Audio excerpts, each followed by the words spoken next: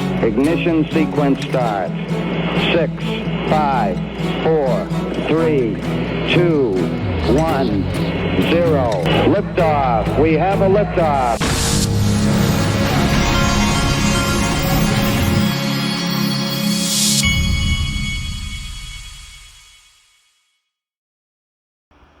Hey everybody, this is the Digital Asset Investor, and today is a good day. I've got a lot of really neat stuff that we're going to go over. I found a real interesting interview from somebody who would know. I'm going to start here. This guy says he lost $170 in XRP drained from his Ledger cold wallets. I haven't plugged them in for months, never given anyone my seed phrase. My email account was compromised shortly before that. How could my funds be moved? I can't even move them unless plugged in.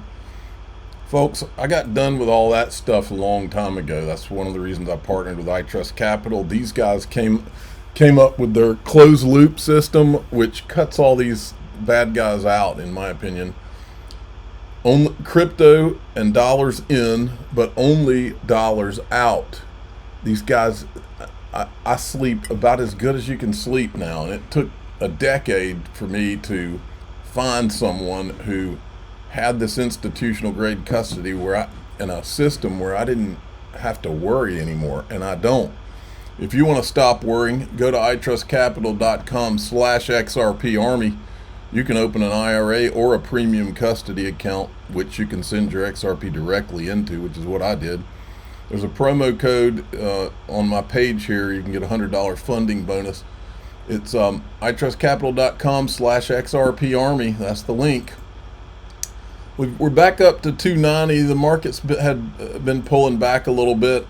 I think there's a lot of manipulation going on right now, but it's all short-term meaningless stuff. I found two great interviews with Chris Giancarlo this morning, and this is big picture. Now, everything he talks about in this clip is going to be liquidity that comes into the crypto market. The crypto market's right now at $3.8 trillion.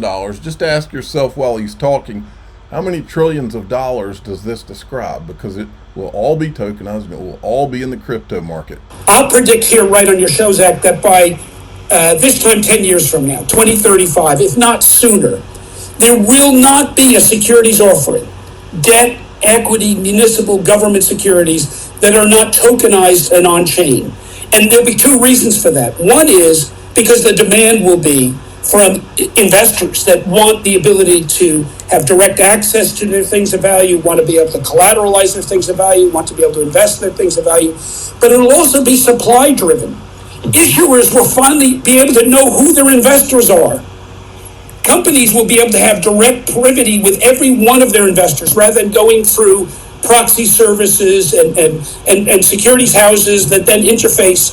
So when they've got a proxy contest, when they've got a rights offering, when they've got some sort of new issuance, they can speak directly to their shareholders. So it's going to come from both a supply side and a demand side for this. This is happening. And for those, I recently attended, I know you did, I think we may have been at the same SEC roundtable a couple of months ago. And it was clear to me that Hester Peirce and Mike Seelig and Paul Atkins, they get it. But it's interesting how the securities bar still thinks that somehow tokenized securities are going to trade alongside traditional securities. No, there's going to be no more traditional securities in 10 years. Everything is going to be tokenized. That's the new world we're going to. The new world.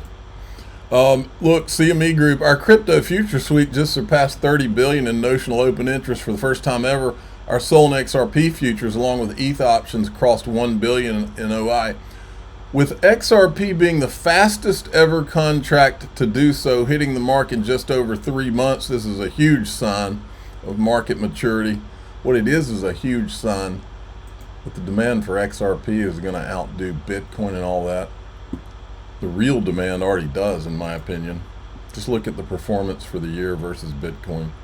An XRP rewards credit card out in the world. Brad Garlinghouse and David Schwartz have already got one. Look, he might be at Gemini offices right there, or maybe that's Ripple, I don't know. What a time to be alive, XRP family. Use the special edition Gemini card for every purchase. Earn up to 4% XRP back. And Tyler Winklevoss tweeted, we're going to give Brad Garlinghouse the whale limit on his XRP edition Gemini credit card. I'm told he's good for it. I want a whale card. David Schwartz got my XRP belt on, wearing an XRP shirt, holding an XRP rewards credit card at XR Presso. Someone pinch me. And then right here in Times Square, spend dollars, earn XRP. That's got to be some pretty good advertising.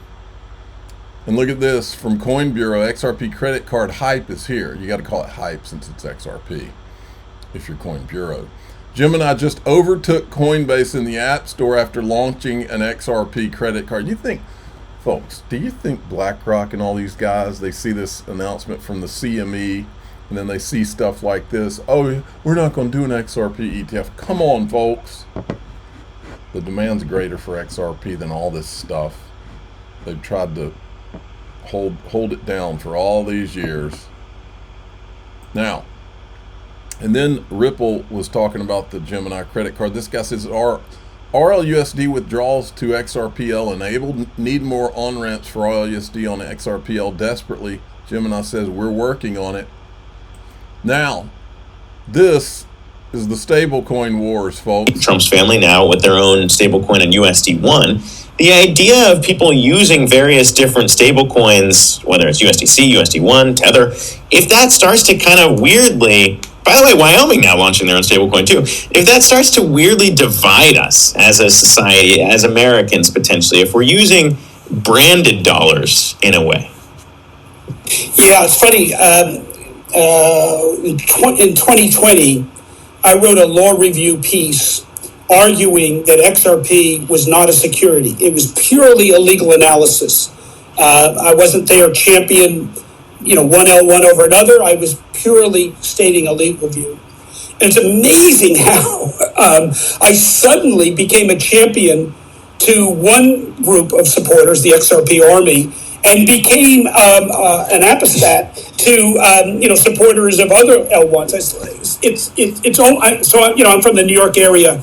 I grew up as a Yankee fan, which meant that for some reason everybody assumed I hated the Mets. I'm a Mets fan, so assume that my position against the Giants. It's like sports teams, and it has the same type of passion. I hope we don't have the same thing arising with stablecoins, but I have a hunch that once the Genius Act prevented the payment of interest, and that means that every new marginal user of one stablecoin is a collection of that interest for the stablecoin operator, that we could go into a period of time where stablecoin operators become fiercely competitive to gain the other stablecoins users. And it could be like the situation once upon a time 30 years ago when branch banking was a profitable business, and branch banks would offer toasters and other gifts to get people to close their account at one branch bank and come across the street to the other bank's branch bank. And you could see similar things happening now where stablecoin operators fight fiercely, almost fight to get each marginal user. And I think they'll do it through a combination of giveaways and non-interest-like instruments, but also with a series of apps that are only usable on that stablecoin, almost like the Apple operating system to get into the App Store. And so I think it's going to be a fierce fight. I can't imagine how you have hundreds. I can't imagine how you might even have dozens of different successful stable coins in the years to come. But there may be to start with, and then a consolidation. And you might see these stablecoin operators not only use their own resources, but leverage up to buy each marginal new user. And just by pure chance, folks, look who just popped into the top 100 on coin market cap. Yes, that would be Ripple RLUSD. I think I know where this is going. Ripple is no ordinary company, folks. This story ends with RLUSD being a top, probably top three stable coin in the United States. That's how this story ends. Now,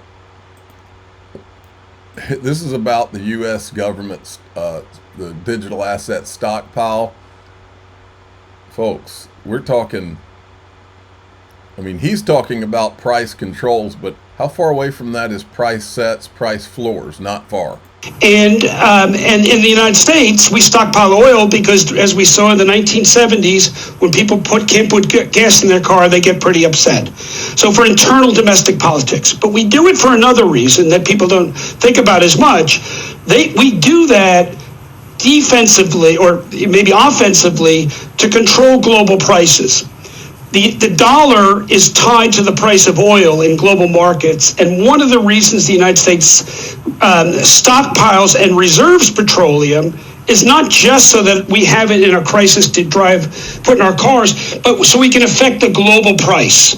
If the global price is going up, the United States will sell to put more product into the market to lower the price. So we use it to adjust global prices. And we've been doing this for a long time. The petroleum was actually, Congress authorized a reserve, which is why we call that a reserve, as opposed to just stockpiling, which means the United States just holds on to things it has. Now, the United States has large holdings of crypto because, as part of regular law enforcement activity at the federal and the state level, law enforcement agents seize crypto all the time. It drove Trump crazy that during the Biden administration, Biden would basically routinely sell the crypto that was seized every few months. Right, one would a drug dealer's Lamborghini. Exactly, and so they sold it. Lamborghinis lose value when you drive off the lot, and so the Biden administration probably lost out on, I don't know if anyone made a calculation, but a lot of money. Yeah, exactly. So, so just not selling what we have is step number one. The question is, without congressional authorization for Trump to actually go out and buy crypto, how might we otherwise come into possession of it to add to that stockpile? Well, now we have the answer. Do you remember on August 20th when Ripple tweeted this out? We're proud to be a founding member of TRM Labs Beacon Network, first of its kind, real-time crypto crime response network. Working with industry and law enforcement, Beacon helps stop illicit funds before they exit the blockchain. Now, why would Ripple be focused on this? I'm about to show you why. Christian Carlo, and he hinted at this on stage at XRP Las Vegas too. He's saying the quiet part out loud, folks. How might we otherwise come into possession of it to add to that stockpile? And so you asked about this meeting at the White House in March. During that meeting, at one point, crypto czar David Sachs asked us, the assembled guests, to go around the room and bring to the attention of the administration something they hadn't yet embarked upon. And when it was my turn to speak, I referred them to an article I'd written in Cointelegraph a few weeks before, along with Coin Fund President Chris Perkins, a former Marine, in which we called for the dusting off of a constitutional provision, Article 1, Section 8, which allows Congress, gives Congress the specific authorization to issue something called letters of marque and reprisal. Yeah. Now, that's a term we don't hear anymore, but it was very common in the 17th and 18th centuries, when countries would actually authorize merchantmen to arm their ships and attack foreign shipping as part of warcraft, especially by countries that didn't have much of a navy. Right. So if these were the privateers and John Paul Jones. You got it. Yeah. The new John Paul Jones would be the one, whatever tech firm is most successful at hacking back from the Lazarus Group and other state sponsors of hacking activities that are stolen crypto. And that's the idea here, is that Congress would authorize the executive branch to issue these letters.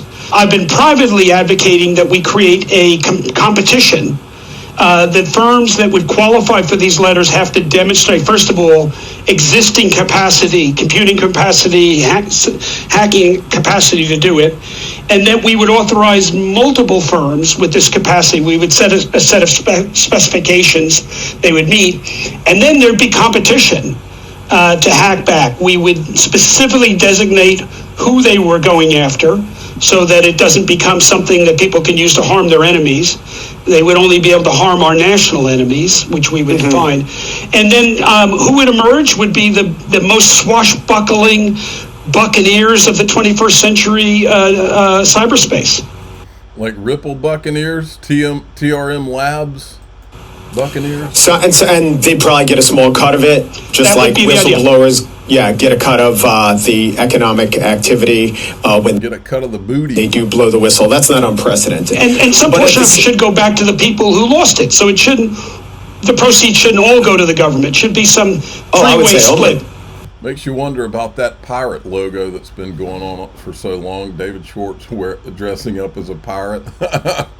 Makes you wonder. Okay, in DAIXRP.com, the Patreon, we're going to talk about what I believe has been the U.S. government's ultimate secret weapon in all of crypto. I think this is the one that's going to be deployed. I've talked about it before, but I'm going to show you now it's being talked about out loud. I'm going to show you what I think it is.